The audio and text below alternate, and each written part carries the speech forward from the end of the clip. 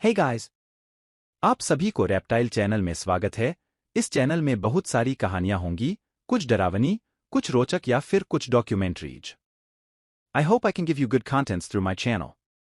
Disclaimer: यह video horror और कुछ डरावनी बातों से संबंधित है, तो अगर आपका दिल कमजोर है तो यह वीडियो कृपया न देखें। या फिर रात भर इस कहानी को सुनने के बाद डरना चाहते हो तो देख भी सकते हैं। ये कहानी है मेरे एक दोस्त की बड़े भैया की।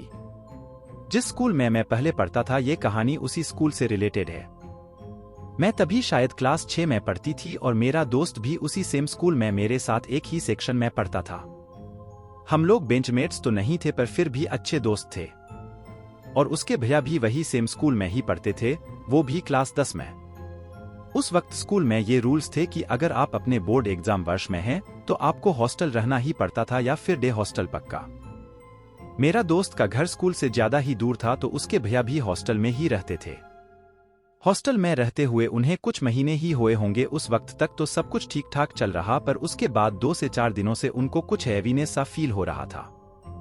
आप लोगों को भी कभी कभी ऐसा फील ऑफ कोर्स होता है। ठीक वैसे ही भैया के साथ भी हो रहा था। तभी एक रात को वो अपने नॉर्मल रूटीन के साथ सो रहे थे, तभी शायद मिडनाइट का टाइम चल रहा था, उनको किसी ने उनका नाम पुकार कर बुला रहा हो ऐसा फील हुआ।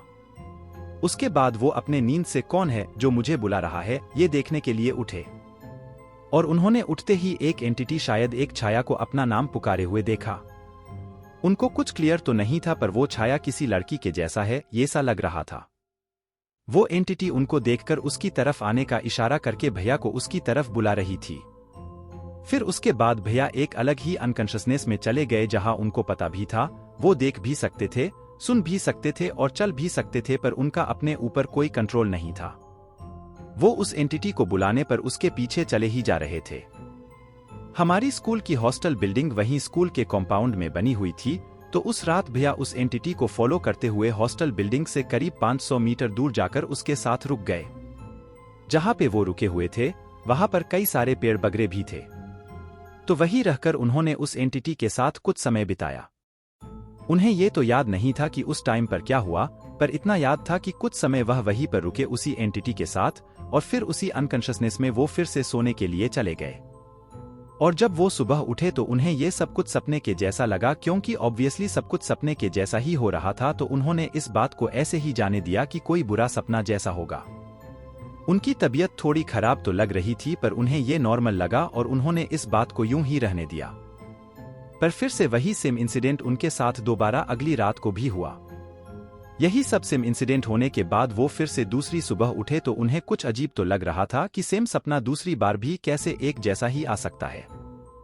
वो किसी को बताना चाहते हुए भी नहीं बता पा रहे थे, क्योंकि ऑब्वियसली ये सब सुनने के बाद उनके दोस्त उनका मजाक उड़ाएंगे, तो फिर से उन्होंने इस बात को किसी को नहीं बताया। उनकी तबीयत बिगड़ती तो जा रही थी, पर उन्हें फिर से लगा वो बीमार है और सब नॉर्मल ही है।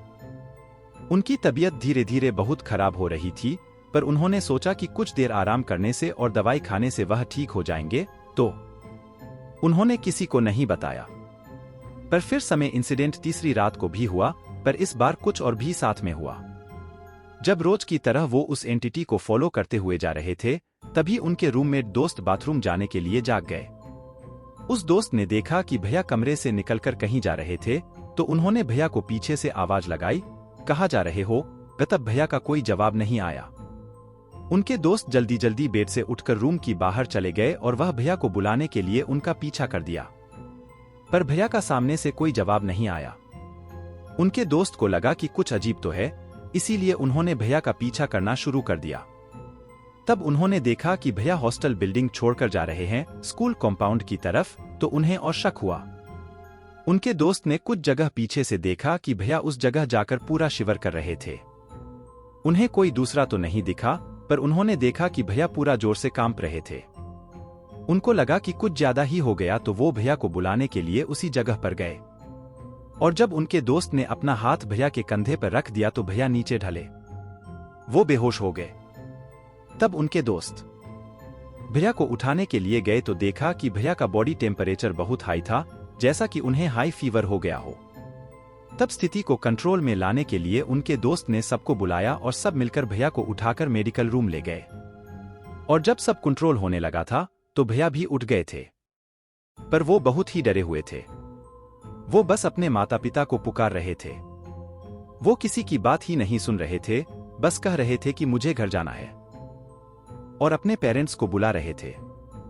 तभी सबको लगा कि भैया के पेरेंट्स को फोन करके बुला लेते हैं, क्योंकि भैया की तबीयत बहुत ही खराब थी। तो उन्होंने आधी रात को भैया के पेरेंट्स को बुला लिया।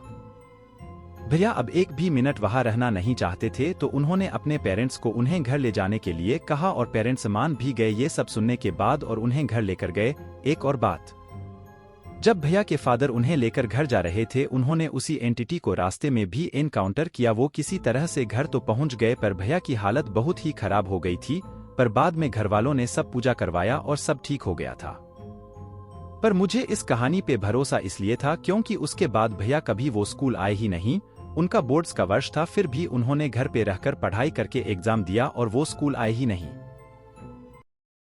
तो दोस्तों, आपको यह कहानी कैसी लगी? अगर आप ऐसी ही कहानियां सुनना चाहते हैं तो इस चैनल को सब्सक्राइब कीजिए, इस वीडियो को लाइक कीजिए, और अगली बार किस टाइप का वीडियो देखना चाहते हैं कमेंट कीजिए।